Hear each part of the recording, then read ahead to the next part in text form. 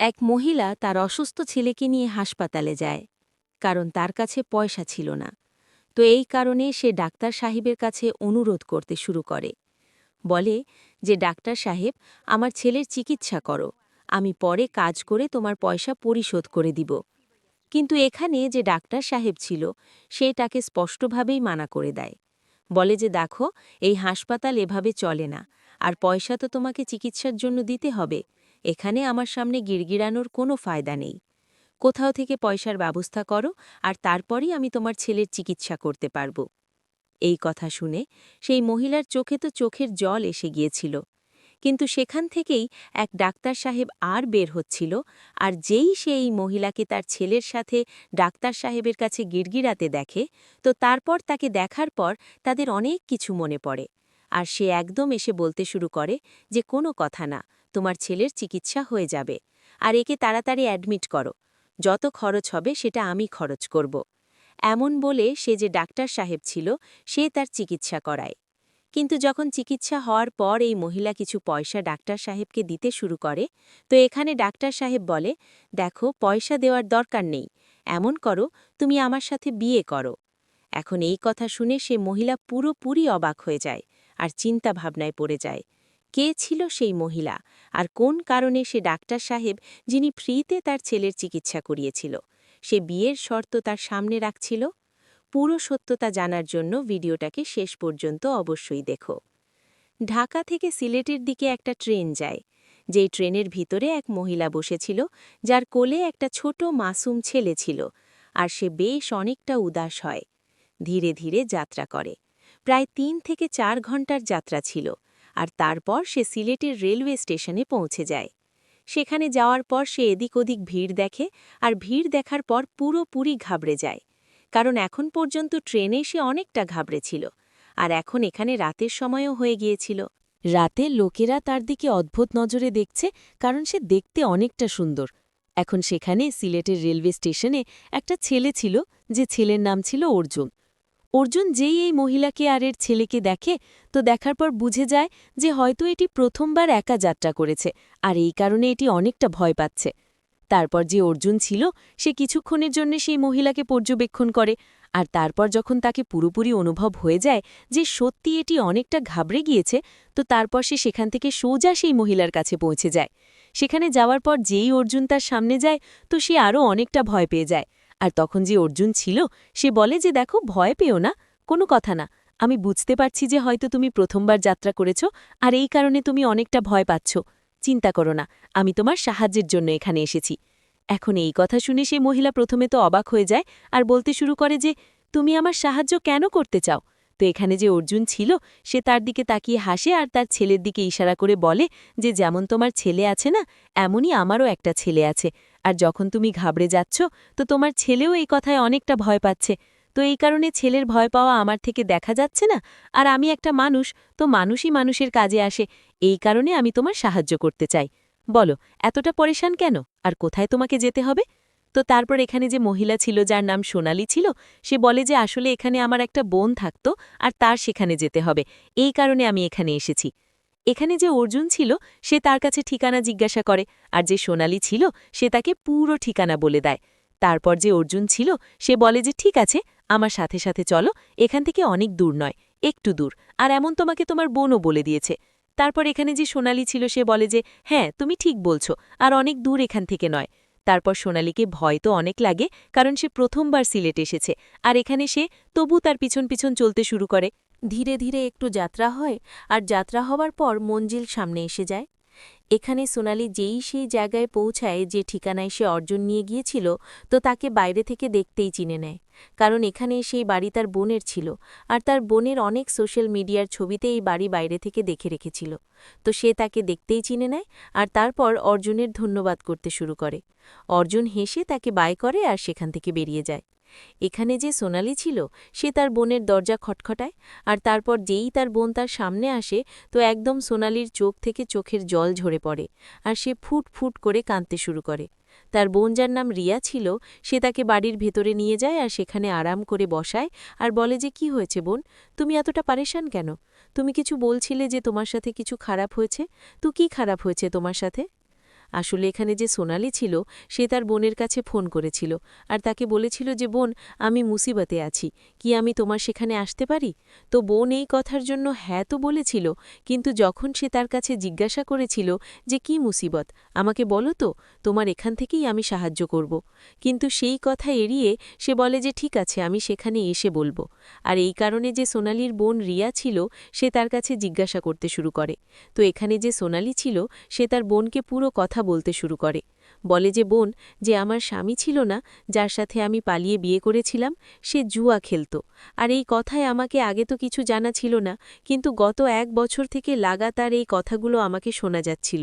কিন্তু আমার স্বামী আমাকে বোঝাতো, আর একদিন হঠাৎ আমার যে স্বামী ছিল সে দুটো ছেলের সাথে বাড়িতে আসে, আর বাড়িতে আসার পর সে আজ দাওয়ে আমাকেই লাগিয়ে দিয়েছিল। এখন এই কথা শোনার পর আমি পুরোপুরি ঘাবড়ে যাই, আর তারপর যেমন তেমন করে আমি পিছনের জানালা থেকে বাড়ি ছেড়ে পালিয়ে আসি, আর তারপর তোমার কাছে ফোন করি।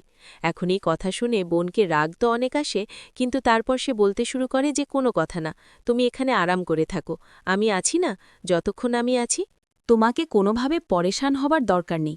এমন বলে এখানে যে বোন ছিল রিয়া, সে তার বোনকে তার বাড়িতে রাখতে শুরু করে, আর ধীরে ধীরে এখানে তার সময় কাটতে শুরু করে।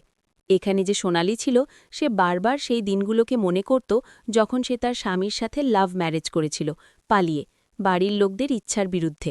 আর মা বাবা এই কথা বলতে বলতে ক্লান্ত হয়ে যেত যে বোন এমন করো না, এই ছেলে ভালো নয়, কিন্তু সে কারো কথা শোনেনি।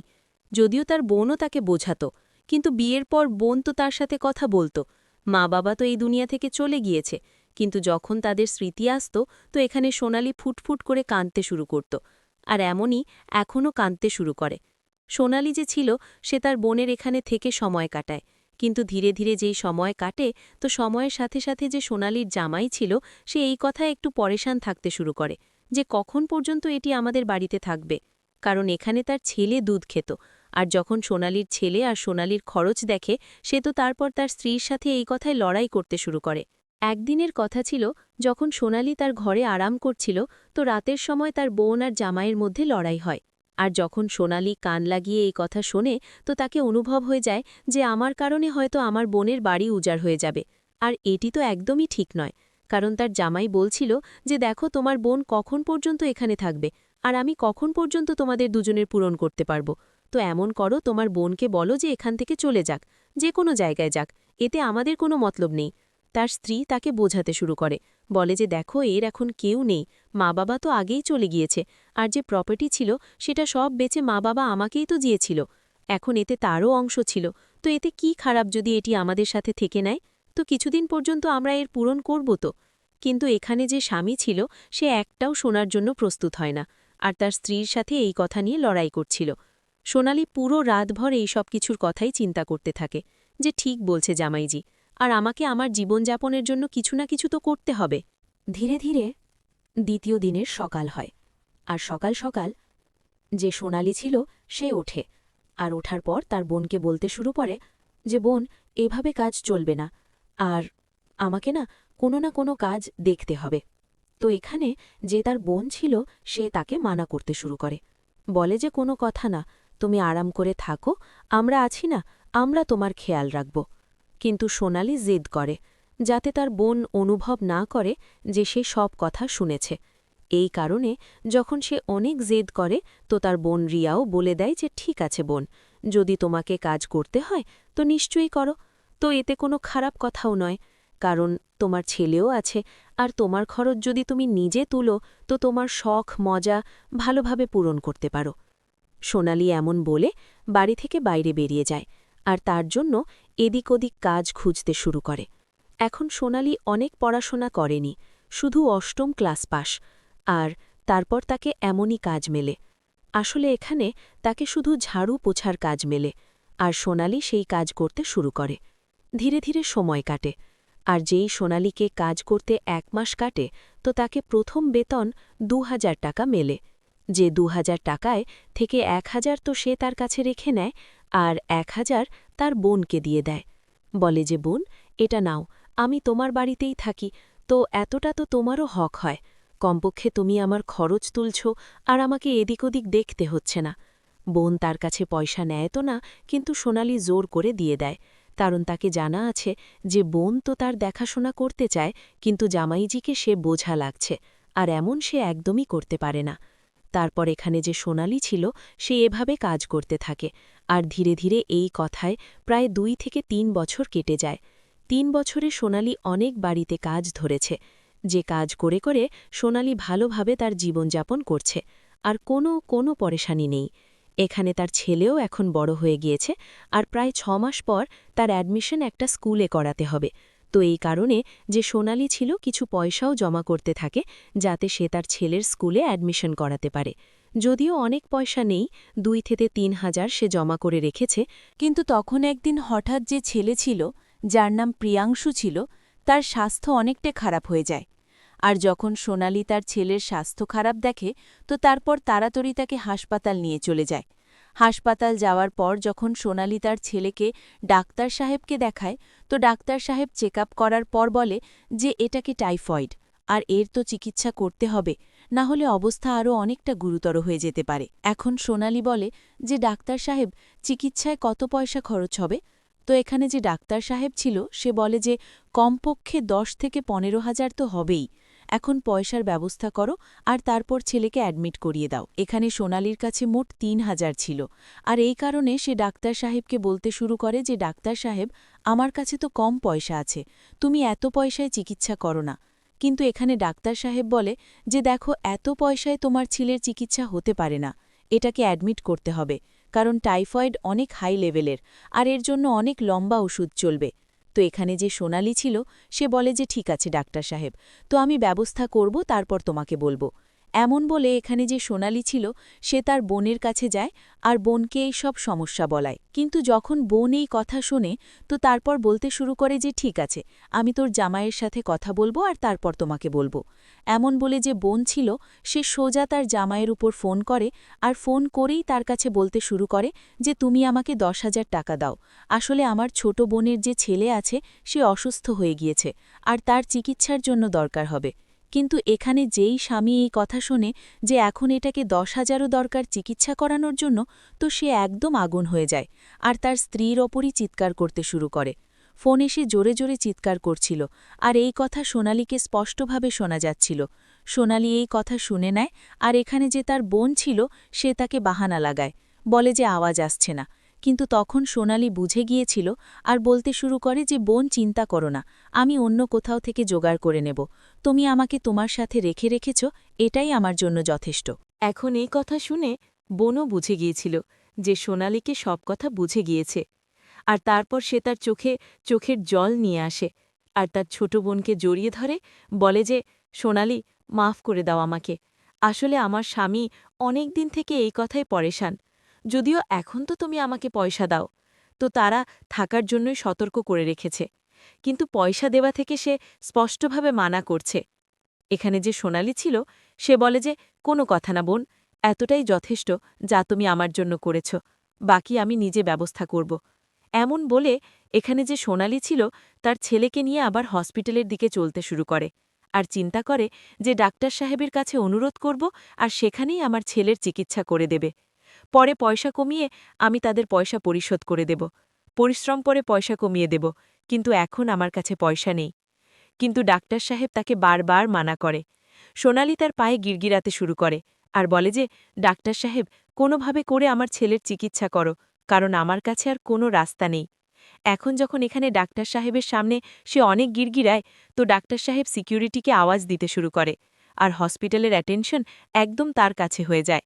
এখন তখন সেখানে সেই হসপিটালের ভিতরে আরেক ডাক্তার সাহেব ছিল, আর যেই সে ডাক্তার সাহেব এই মহিলাকে দেখে, তো দেখতেই এটাকে চিনে যায়। আর যখন সে তার সাথে তার অসুস্থ ছেলেকে দেখে, তো তাড়াতাড়ি সেখানে আসে আর কেসটাকে বোঝাতে শুরু করে। যখন সে কেসটাকে বোঝে, তো একদম বলতে শুরু করে যে কোনো কথা না, তুমি চিন্তা করো না, তোমার ছেলের চিকিৎসা হয়ে যাবে, আর এর জন্য পয়সা আমি দেব, তাড়াতাড়ি এই ছেলেকে অ্যাডমিট করো। এখানে যে দ্বিতীয় ডাক্তার ছিল সেই তার ছেলেকে অ্যাডমিট করে নেয়, আর সোনালী তার সামনে হাত জোড় করে আর বলে যে ডাক্তার সাহেব, তোমার অনেক অনেক ধন্যবাদ। তারপর এখানে যে সোনালীর ছেলে প্রিয়াংশ ছিল তার সেখানে চিকিৎসা চলতে শুরু করে, আর ধীরে ধীরে করে যে সোনালীর ছেলে প্রিয়াংশ ছিল সে 15 দিন পর্যন্ত সেখানে থাকে আর পুরোপুরি সুস্থ হয়ে যায়। এই মধ্যে যে ডাক্তার সাহেব ছিল সে বারবার প্রিয়াংশুর কাছে আসত আর তাকে ভালোভাবে হাসিয়ে কথা বলতো আর তাকে খুশি রাখত। সে সোনালির সাথেও কথা বলতো, আর কথার মধ্যে যে ডাক্তার সাহেব ছিল তাদের সোনালির পুরো অবস্থা জানা হয়ে যায়, যে কিভাবে এর স্বামী জুয়ার দাঁওয়ে এটাকে লাগিয়ে দিয়েছে, আর তারপর এটি যেমন তেমন করে তার জান বাঁচিয়ে তার বোনের কাছে এসেছিল। কিন্তু এখানে আসার পর তার জামাইকে এটার এখানে থাকা ভালো লাগে না, আর এখন সে অন্যদের বাড়িতে কাজ করে তার আর তার ছেলের পেট পালছিল। কিন্তু যখন তার ছেলের স্বাস্থ্য খারাপ হয়ে যায় তো তার জামাই তার চিকিৎসা করানো থেকেও মানা করে দেয়, আর এই কারণে সে এই কথায় অনেকটা মজবুর। এই সব কথা শোনার পর এখানে যে ডাক্তার সাহেব ছিল তার উপর অনেকটা দয়া আসতে শুরু করে। কিন্তু সেখানে যে ডাক্তার সাহেব ছিল সে তার ছেলে প্রিয়াংশুর সাথে, যার বয়স অনেক নয়, তার সাথে অনেকটা মিশে গিয়েছে, আর তাকে অনেকক্ষণ বসে সেখানে কথা বলতো।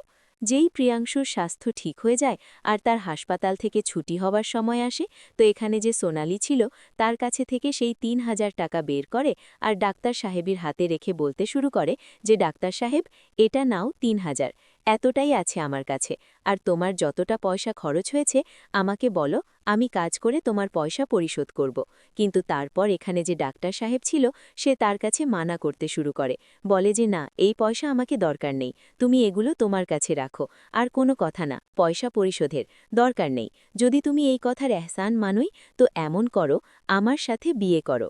এখন এই কথা শুনে যে সোনালি ছিল সে পুরোপুরি অবাক হয়ে যায় আর বলতে শুরু করে যে, কেন ডাক্তার সাহেব, তুমি এমন কেন বলছো? তো এখানে যে ডাক্তার সাহেব ছিল সে একদম তার চোখে চোখের জল নিয়ে আসে। আর যেই এখানে সোনালি তার চোখে চোখের জল দেখে তো বলতে শুরু করে যে, ডাক্তার সাহেব, কি হয়েছে?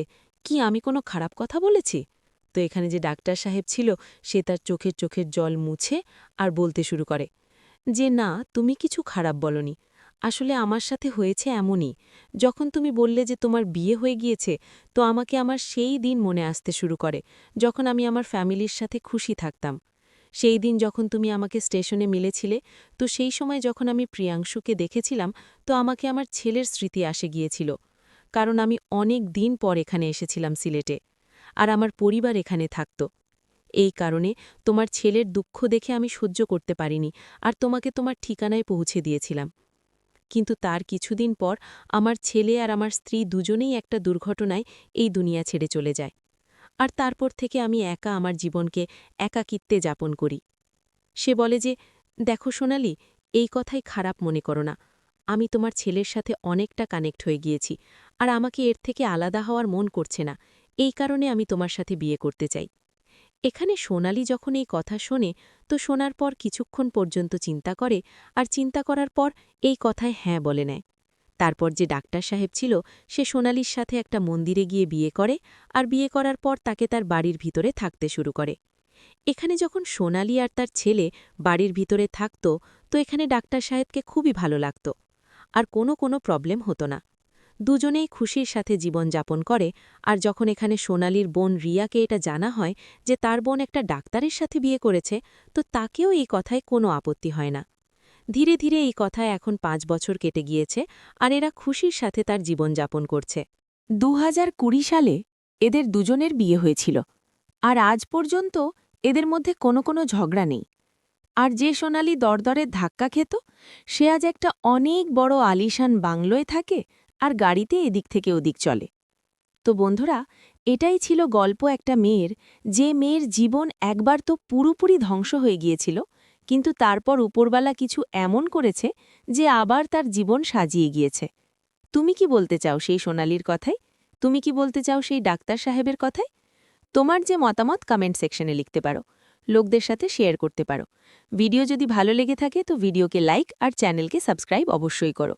মিলব কোনো নেক্সট ভিডিওতে নতুন টপিকের সাথে।